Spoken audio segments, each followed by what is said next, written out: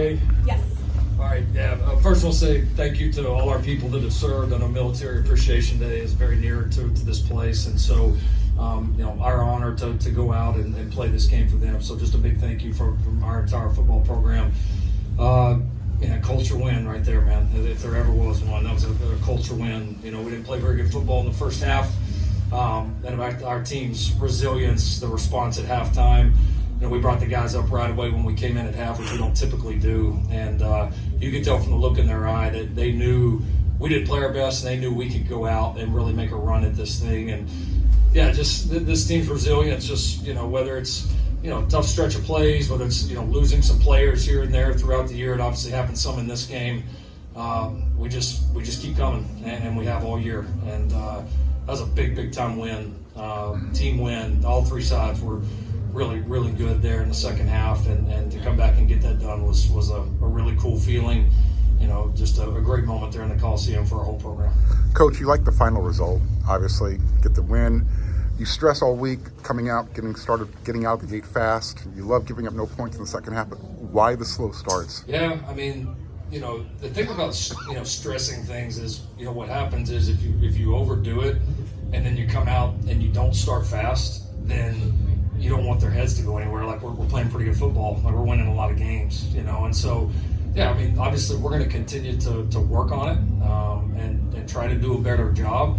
We're also going to try to keep winning games, which we've been pretty good at up to this point. Coach, you won't have Kamari for most of this game, Bishop for most of this game. What can you say about the safeties who filled in, and how much better has the defense got? Because when we didn't have Kamari against Illinois, you really felt it, but not as much tonight. Yeah, no, we I thought we responded well. I thought we did, and those are two of our leaders, obviously two of our most experienced players there in the back end, but CP and Kennedy Urlacher and some of those guys came in and gave us some really quality reps, and I thought we really picked up the pace in our front seven. We're really active, starting to close down some of those lanes, and played the game much more in our terms. So we got a lot of confidence in those guys that came in. We felt like we built a pretty good safety room, and it showed up tonight. Lincoln, you talked about how you wanted the standards for the defensive line to keep raising it week after week, and they've done that, especially in back-to-back weeks. So how do you feel like their potential is going forward? It's great, we're still relatively young there, and I think each one of these battles we learn more and we just keep growing, and it's it's fun to see some of these young guys really contributing and feeling their impact, and our depth I think is starting to really matter, which this is the time of year that shows up. So they were huge today. You're pretty fired up walking up the tunnel after this one. Where'd that emotion come from? Man, for my team. Like in second half, was there a play, a possession that you felt like, okay, we're going forward now?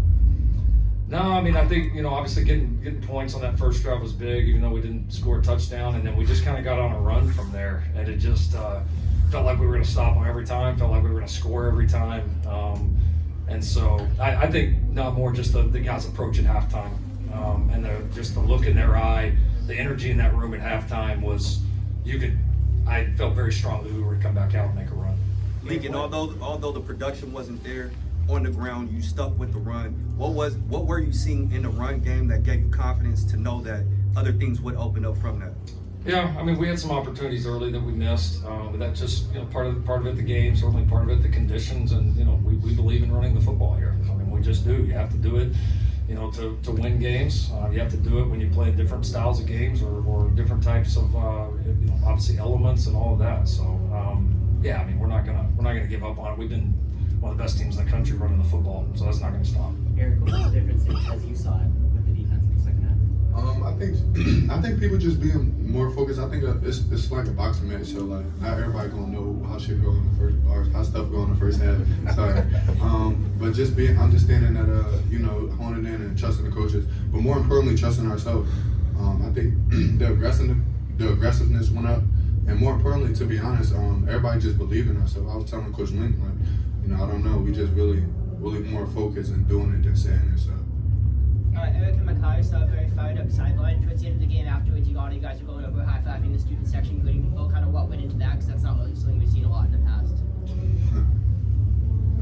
I feel like we can't do it without them, So we just got to thank them. I'm glad we won, so I feel like everybody happy. Yeah, and also our students have brought it all year. I mean, there's been constant energy over there. all year, and our team feels it. I mean, they do. And so I want to say thank you to our students, and they're a part of this, man. These cool moments that are happening, we said it from day one when we got here, it's going to take everybody. It's not just everybody in the program, it's everybody. And so to be able to share that moment with them for our whole team was pretty cool. Eric, your coach just called us a culture. Like, how would you define the culture in USC right now? Very tough. I think I don't know, just very tough, to be honest. I don't know. People just try to say stuff about us coming to the Big Ten and wondering how we were going to be. I don't know. This team is fitting, or more importantly, really setting the standard of the Big Ten. So coming in, winning big games, and every week is a 1 week season for us. So just focusing not only on the game, but we really focusing on Sunday. We come in every day for Sunday and making it be really big for us. So Coach Link really tell us none of this game day don't start on Saturday, it start on Sunday. So yeah. Speaking of elements of the game, how are you guys preparing, aside from the rain, how are you guys preparing for Oregon next week? We're not, we just won this game, so we'll start that. The guys are gonna get some rest. As coaches, we'll start it a little bit here tonight, and then get on to it tomorrow. But yeah, no, this is. I mean, that field goal don't go in last week. This is probably a top 10 team coming in here. I mean, let's be real. It's a good football team that we just beat. Coach, it was a lot of, you did tough. I think Makai took a lot of tough hits there in the game. A lot of players took a lot of tough hits. How would you say that the offense, the identity of the offense, has really responded late into this season? I think that just the whole team was ready to lay it on the line today, and that's what you have to win in these big games. And we had guys laying it on the line all over the place, all three sides of the ball, and there's great examples of that. And you have one or two players doing it, that's all right. That's really good for those one or two players. When you got a whole team doing it, you got something pretty cool. Eric, you guys were missing some key pieces, especially in the secondary in this game. Why in the second half was the defense so confident despite those losses? Practice. We give a lot of reps to our twos and the guys behind our ones, and really make sure our ones are pushing the twos even harder than anybody. So a lot of this time, guys are just prepared for it more than anything. So when the time comes, they're more excited to play than be nervous. I mean, we really having a lot of reps during the week of just focusing, and more than anything, it's not about the quantity of the reps, it's the quality. Being able to focus every rep and not have no mess ups or nothing. So I can't really overemphasize practice too much, because I mean that's really what it is. But just really having guys take a lot of reps during practice, so everybody feeling comfortable during game day. Eric, you aforementioned talking to Coach Lynn in the second half as not only one of the leaders, but one of the emotional leaders of the team. At what moment during halftime or in the second half did you realize, like, yo, we got this? I would say going into halftime, really we had a little momentum going into it. So really coming in, and it's like I said, it's 1 week season, so it's when to go home right now. So it ain't no going home. We gotta win. So I mean, everybody, like Coach Link said, when your captains could do it, it's one thing. But when you got walk-ons and the whole team and guys really being a person that's being the guys who pushing us, I mean, it makes a big difference. And so I think the whole team is understanding what the culture is, and that is just fight to the last second. We not in denial or feeling like something bad is gonna happen. Coach Link said it. Don't hope for nothing, make it happen. Don't hope for nothing good to happen, make the good happen. So yeah. Coach, why didn't the Carlos start tonight? Just coach's decision. Makai, Coach talked about the locker room at halftime. What was sort of the vibe in there amongst the players?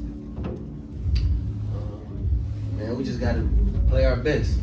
We, like you said, go out there and put it all on the line. And that's what we did tonight. One more. Makai's had a lot of big games already, but how big is he when you need him desperately? The offense isn't quite moving the ball, but then he's able to make several big catches. Yeah, no, he's a fearless player. Always has been ever since I've met him when he was a sophomore in high school. He's always had just that fearless quality to him, and that continues to show up to this day. And he's worked hard at his craft, and obviously, we all have a lot of confidence in him and our other weapons. And you got to step up against a good defense like that, and you got to go make some of those types of competitive plays. And obviously, when anybody else is in the area, I mean, we feel like that's a advantage for us with him every time we step on the field. Thank you, gentlemen. Thank you.